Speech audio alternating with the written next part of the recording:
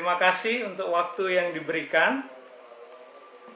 Saya ingin pakai 15-20 menit ke depan untuk sedikit berbagi tentang apa yang beberapa hari ini saya renungkan. Tentu ini berkaitan dengan yang hampir 1 bulan penuh ini kita sama-sama diskusikan, yaitu tentang toxic relationship.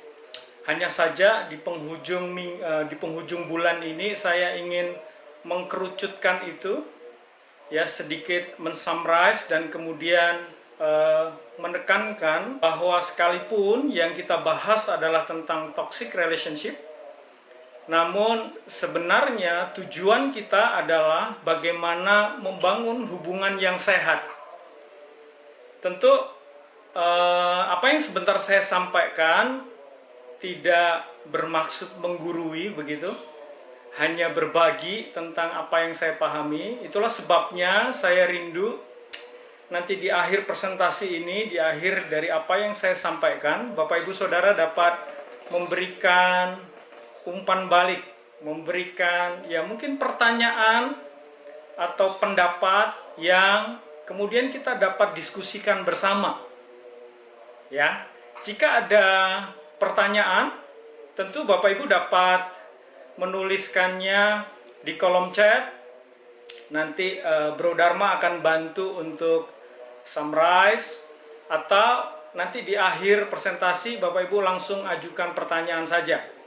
Nah, untuk setiap pertanyaan yang disampaikan, harapan saya adalah tidak hanya saya yang akan menjawab atau Bro Dharma atau Pak Daud dan Bu Maria, namun setiap kita di sini dapat berkontribusi. Supaya apa? Supaya diskusi kita lebih hidup begitu ya. Supaya masing-masing kita dapat saling menguatkan, menajamkan pandangan masing-masing begitu. Baik, saya akan mulai presentasi saya melalui kisah berikut. Saya punya sebuah cerita sederhana, yaitu tentang penanam nanas. Saya akan menyampaikan 2 skenario tentang penanam nanas. Nah, penanam nanas ini bukan petani nanas, jadi dia hanya penanam nanas.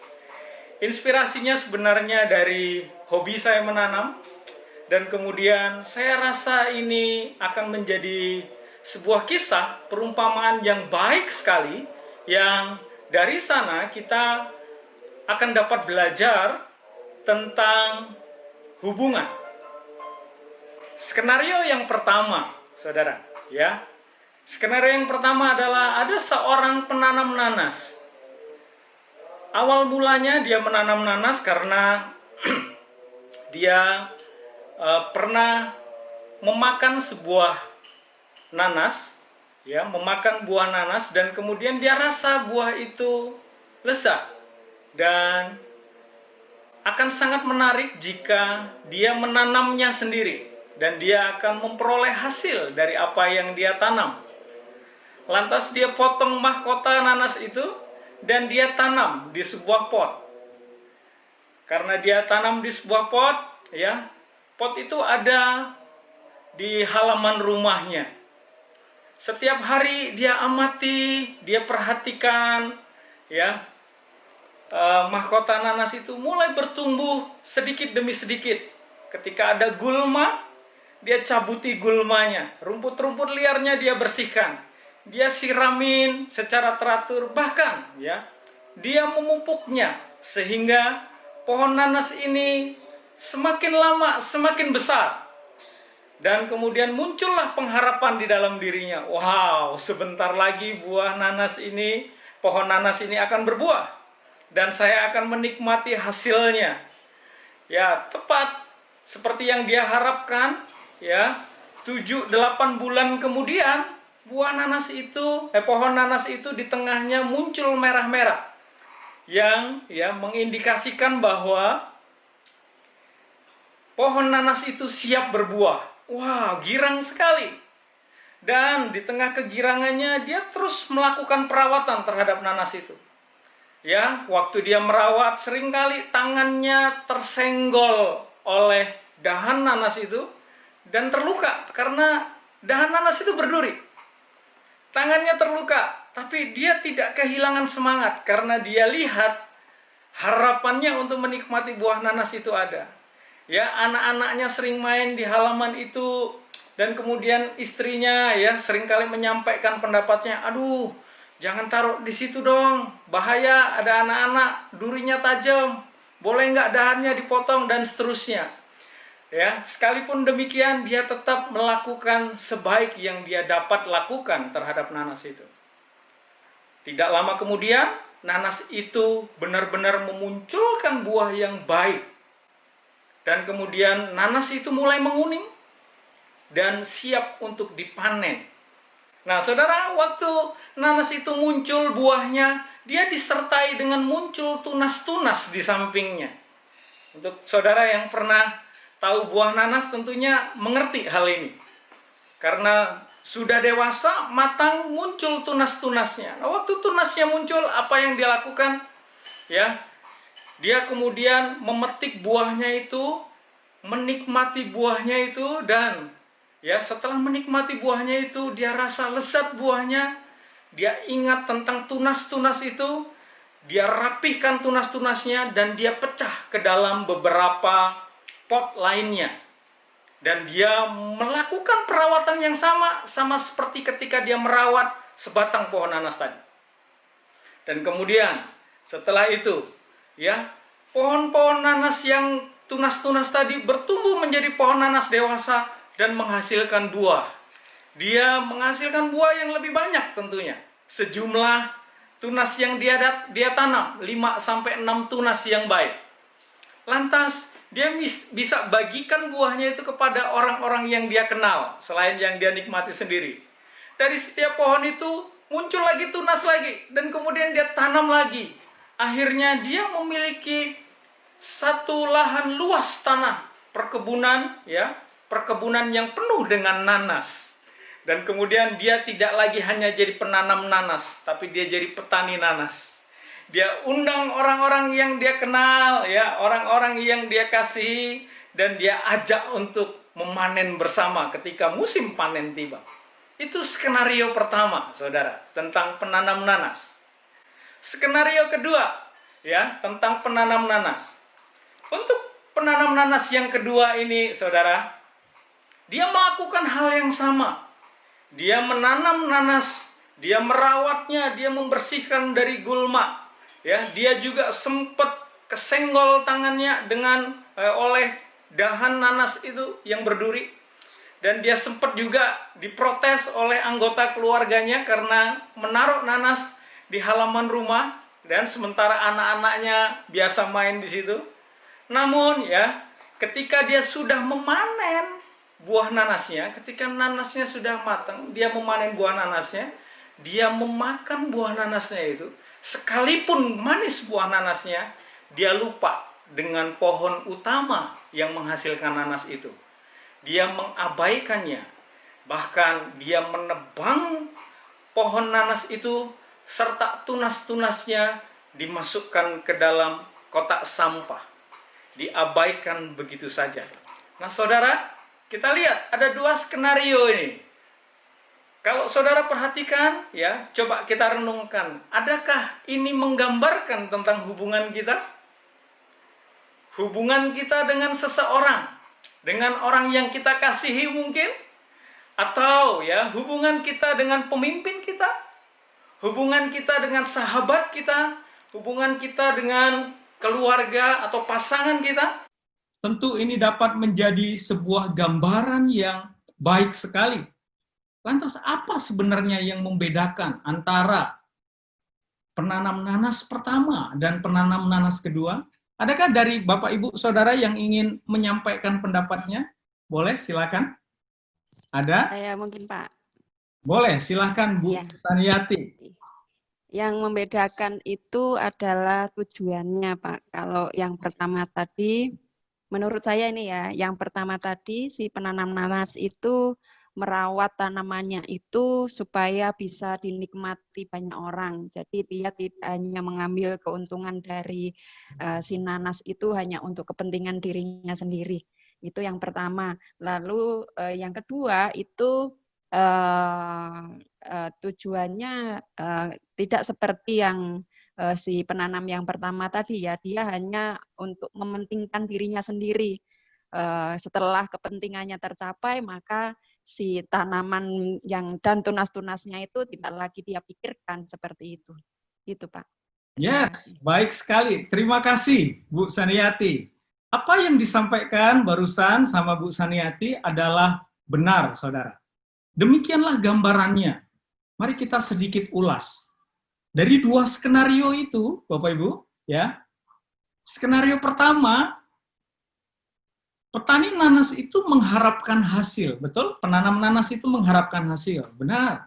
Dia mengharapkan hasil. Dan kemudian dia melakukan perawatan. Terus kemudian mempertahankannya sedemikian rupa, sekalipun ada penolakan. Dan selanjutnya, dia menikmati hasil dari yang dia tanam. Namun dia tidak berhenti sampai di situ. Dia meneruskan prosesnya. Ada sesuatu yang dia perjuangkan untuk keberlangsungan nanas itu. Dan akhirnya apa? Kenikmatan yang dia peroleh tidak hanya untuk dirinya sendiri, namun dia dapat bagikan kepada yang lain. Untuk dapat bersama-sama dengan dia merayakan hasil dari apa yang dia tanam.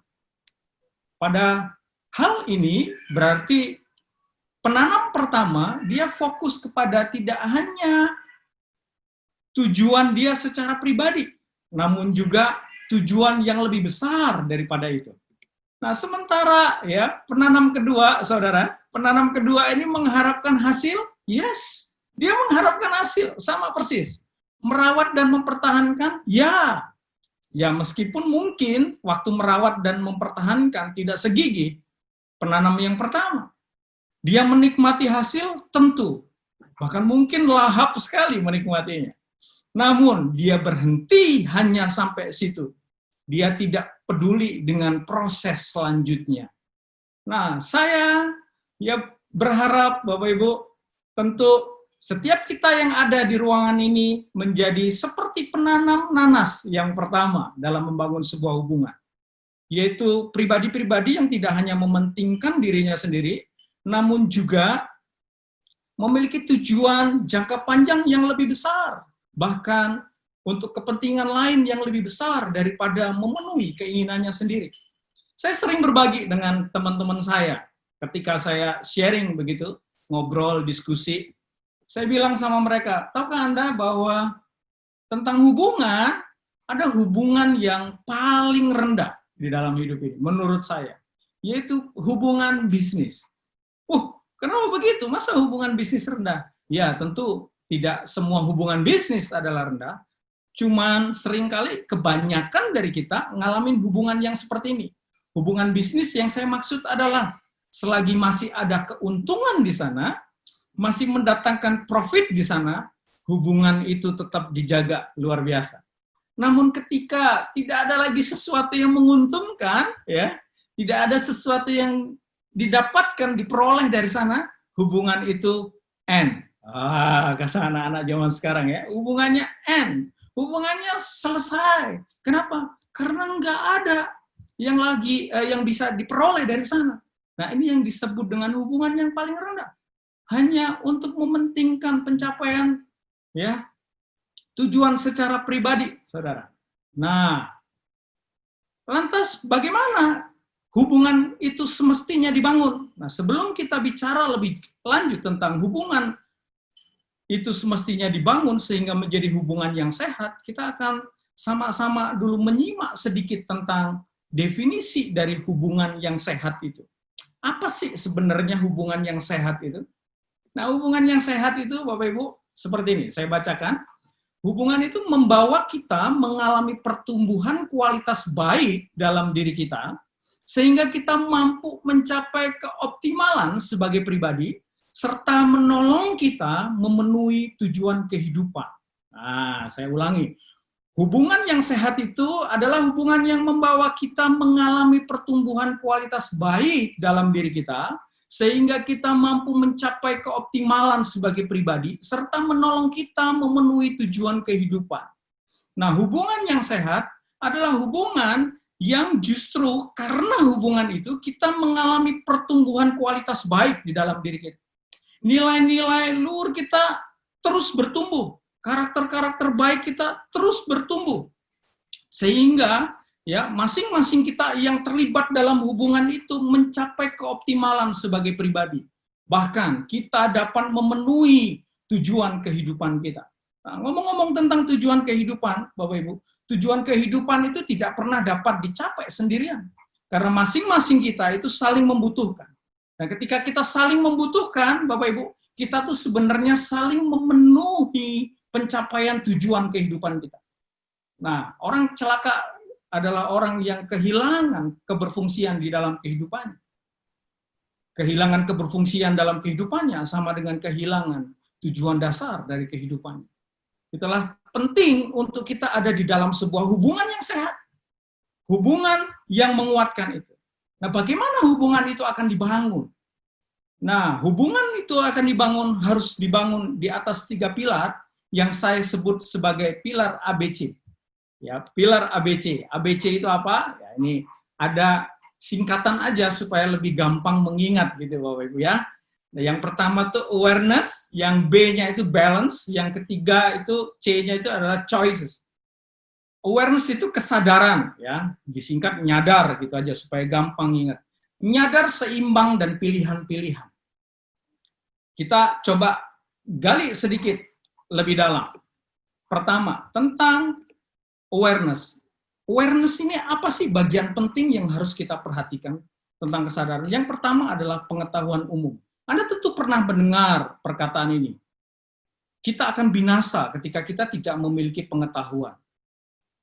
Satu bangsa bahkan akan binasa ketika mereka tidak memiliki pengetahuan. Nah, pengetahuan adalah sesuatu yang penting, Bapak Ibu. Demikian di dalam sebuah hubungan. Tanpa memiliki pengetahuan yang cukup, kita akan segera mengakhiri hubungan itu dengan ketidakbaikan. Kenapa? Ya karena kita tidak memiliki pengetahuan yang baik. Nah, pengetahuan ini penting untuk kita dapat menghormati orang lain, memperlakukan orang lain sebagaimana mestinya. Dan demikian sebaliknya, pengetahuan yang kita miliki akan menolong kita memperoleh hormat dari orang lain. Nah, makanya penting untuk kita selalu upgrade, Bapak Ibu. Sepanjang perjalanan kehidupan kita, yang tidak boleh berhenti selain bernafas adalah belajar. Ya, kalau kita berhenti bernafas, Bapak Ibu, amsyong, ya, kita mati.